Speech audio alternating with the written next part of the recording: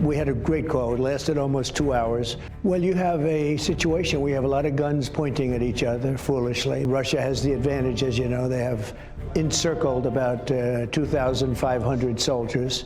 They're nicely encircled, and that's not good. So there are no Americans involved. There could be if you end up in World War III over this, which is so ridiculous, but, you know, strange things happen. President Trump has just detailed a nearly 2-hour phone call with Vladimir Putin, describing it as productive. According to the president, Putin agreed to an immediate ceasefire regarding energy and infrastructure attacks, though he rejected a broader 30-day truce. Well, you have a situation. We have a lot of guns pointing at each other, foolishly, because it would have never happened if I were president. That was not a war that was supposed to happen, and it did happen, so that's where we are. And right now, you have a lot of guns pointing at each other, and a ceasefire without going a little bit further would have been tough. Russia has the advantage, as you know. They have encircled about 2,500 soldiers. They're nicely encircled, and that's not good. And we want to get it over with. Look, we're doing this. There are no Americans involved. There could be if you end up in World War III over this, which is so ridiculous, but, you know, strange things happen. And I think we had a great call. It lasted almost 2 hours. Talked about a lot of things and toward getting it to peace. And we talked about other things also. This development raises questions about the feasibility of de-escalation. Observers note Putin's growing alignment with China's President Xi, prompting concerns about Russia's intentions. President Trump dismissed such skepticism, asserting that he's engaged in separate discussions with Xi and that both nations seek improved relations with the United States. He also emphasized a shift in America's global standing, stating that the country is now respected after a period of what he termed incompetent leadership. We're a much different country than we were just a few months ago. We're a country that's now respected. We were not respected. We were being laughed at. We had incompetent leadership. This was a war, as an example, that would have never happened if I were president. Turning to domestic matters, a rare statement from the Chief Justice of the Supreme Court addressed a post by President Trump on Truth Social, where he called for the impeachment of Judge James Boasberg.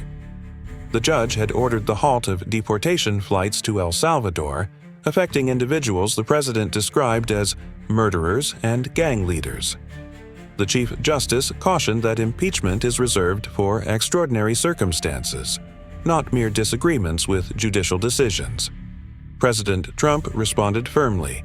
We have rogue judges that are destroying our country. The judge that we're talking about, he's a lunatic. And he actually said we shouldn't be able to take criminals, killers, murderers, horrible, the worst people, gang members, gang leaders, that we shouldn't be allowed to take them out of our country.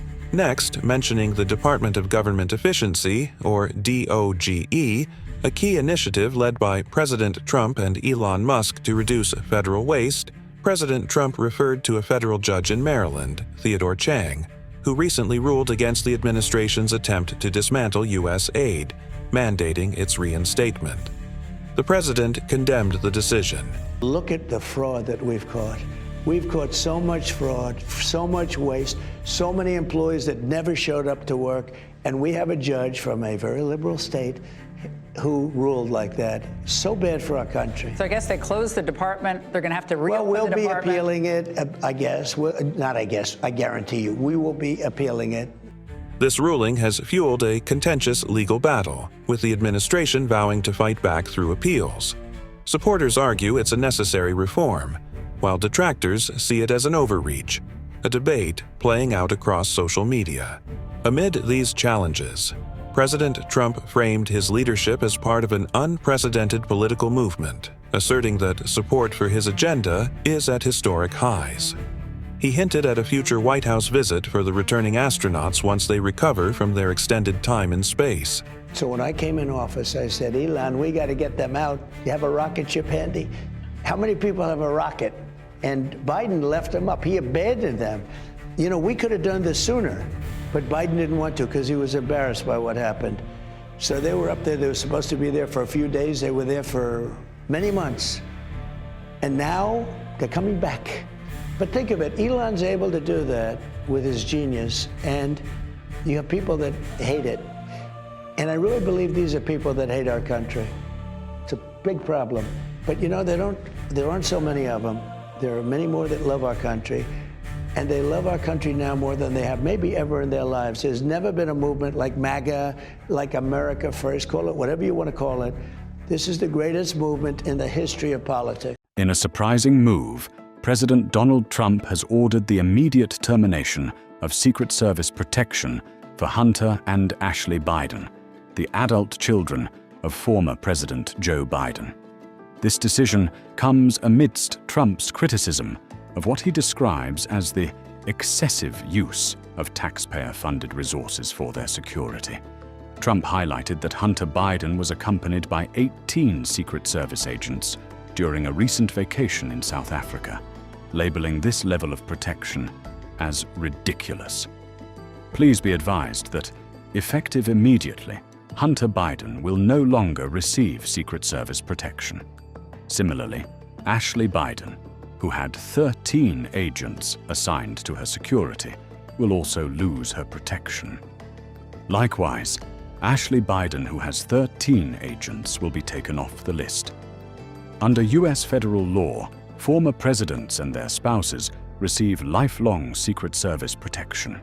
However, protection for their immediate family members typically ends when their presidential term concludes.